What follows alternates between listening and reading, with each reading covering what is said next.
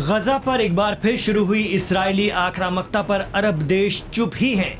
सिर्फ 2000 किलोमीटर दूर खित्ते का वाहिद अरब मुल्क यमन ही है जो अमेरिकी हमलों के बावजूद इस्राएल को रोकने के लिए ताकत लगाए हुए है।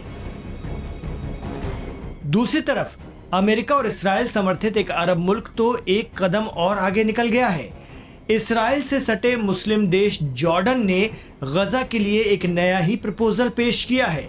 मिडिल ईस्ट आई की एक रिपोर्ट के मुताबिक जॉर्डन ने गजा में चल रही जंग को खत्म करने की कोशिश के तौर पर हमास और उसकी मिलिट्री विंग के 3000 लड़ाकों को गजा से बाहर करने का प्रस्ताव पेश किया है, जिसके तहत हमास के पॉलिटिकल विंग के लीडरान और मुसल्लह यानी हथियारबंद फोर्स दोनों को गजा से बाहर का रास्ता दिखाया जाएगा। मिडिल ईस्ट आई की रिपोर्ट में कहा गया है कि जॉर्डन के प्रस्ताव में एक तय वक्त के मुताबिक गजा में हमास और दीगर तंजीमों से हथियार ले लिए जाएं। इससे गजा में हमास का कंट्रोल खत्म हो जाएगा और फिलिस्तीनी अथॉरिटी को जिम्मेदारी संभालने का मौका मिल जाएगा। अमेरिका और इस्राएल के करीबी माने जाने वाले अरब मुल्क जॉर्डन ने ये प्रस्ताव ऐसे समय में पेश किया है जब इस्राएल ने पिछले हफ्ते यानी 18 मार्च की तड़के सुबह से हमास के साथ किए गए युद्ध विराम समझौते का उल्लंघन करते हुए रमज़ान के महीने में फिर से बमबारी शुरू कर दी। ये बमबारी उस वक्त शुरू की गई जब रमज़ान के दौरान गजा के लोग सुबह सुबह सहरी के लिए जागे थे। इस हमले में 200 बच्चों समेत 400 लोग मारे गए हैं, लेकिन कुछ रिपोर्ट के मुताबिक ये तादाद उससे भी ज़्यादा है। लेकिन जॉर्डन के इस प्रपोजल को गौर से देखें तो ये हमास को इस पूरे सिनेरियो से बाहर करने की एक कोशिश भर नज़र आता है। हमास या रेजिस्टेंस की दीगर तंजीमें शायद ही इससे इत्तेफाक रखें। एक्सपर्ट मानते हैं कि 16 माह की जंग के बावजूद इस्राएल गजा से हमास को ना तो पूरी तरह से निकाल पाया और ना ही हमास की कैद में अपने बंधकों को बिना समझौते से छुड़वा पाया।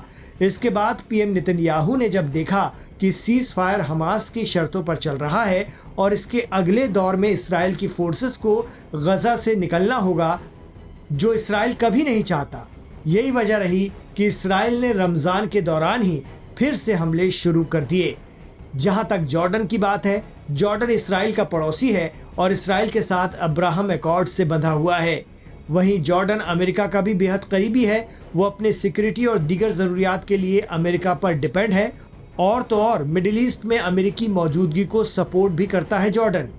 ये अलग बात है कि गजा के लोगों को मिस्र के साथ साथ जॉर्डन शिफ्ट कराने के प्रेसिडेंट ट्रंप के प्रस्ताव का जॉर्डन पहले ही विरोध कर चुका है।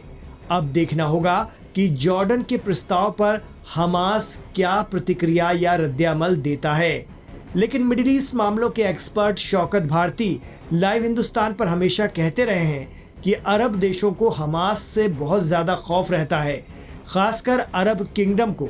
इसलिए वो हमास को तस्लीम भी नहीं करते और पूरी कोशिश में रहते हैं कि हमास का कंट्रोल गजा से ख़त्म हो। कहा जाता है कि हमास जमहूरी या लोकतांत्रिक तरीक़ों से शासन चलाने पर यकीन रखता है और यही बात राजशाही पर चलने वाली सरकारों को नहीं पचती। उन्हें खौफ रहता है कि कहीं उनके यहाँ भी बगावत न हो जाए।